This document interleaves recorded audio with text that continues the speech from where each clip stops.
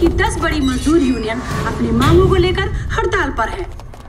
मजदूर संघ का ये दावा है कि ये आज तक की सबसे बड़ी हड़ताल है।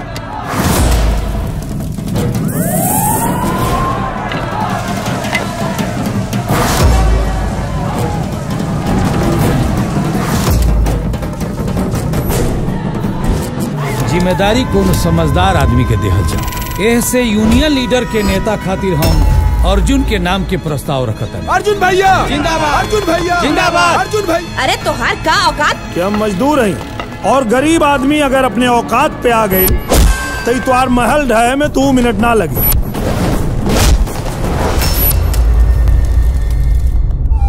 वो कितना सिंपल रहे, कितना भोला रहे। कौन? अच्छा वो डिशम विशम वाला अर्जुन।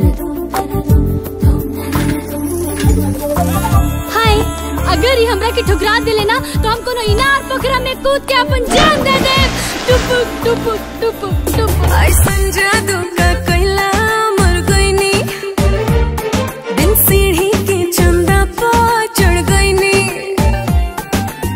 तू ही हमारी हीरो पहचान लिया रे पिया, तुझे मान लिया रे।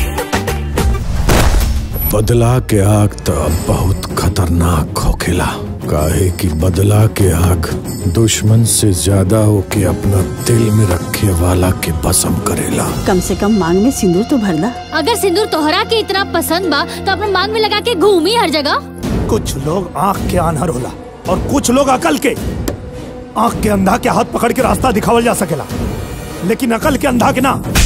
हमसे ब्याह कर लो, कुंवारे हैं। काहे नहीं करो? ई पंचते के तरह एक मुक्को मारब न तो शादी ब्याह श्राद्ध सब हो जाई। तोहरा से बिया करे के हाँ? हे भगवान, एक बेरी सट के देखा हमारा दावा हो, छुअते ही भीतरे फूटी मकई के लावा हो। काहे छुई तोहर देहिया कौनो खास बारू का, लागे लो भर चौभर में तू बिये पास बारू का। तू लोगन के घर तक खाली करे के पड़ी। आज यहाँ मजदूरन के प्रतिनिधि बन के खड़ा बनी। भुलाइल नहीं की अपना बाप के मौत के। मजदूरन के उनका हक दे दा, वरना का? वरना ईंट से ईंट बजा दे। हाथी आया, हाथी आया, हाथी पदरस सलाब के उठावे झुन झुनिया, लगे गोल गोल घूमे पूरा दुनिया। ए हो जान लाना मान, मारे प्यार अब उफान, प्यार करे खातिर मन तरसता। मिजाज बड़ा बहकता, बलमू जे छुएला तो चहकता।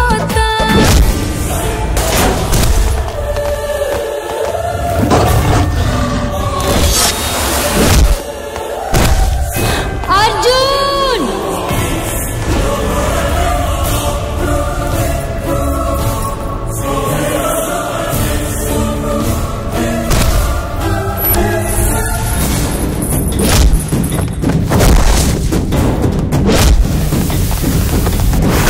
शादीशुदा हवन और हम हैं इनकर पत्नी। लेकिन हम ना है तुम्हार पति।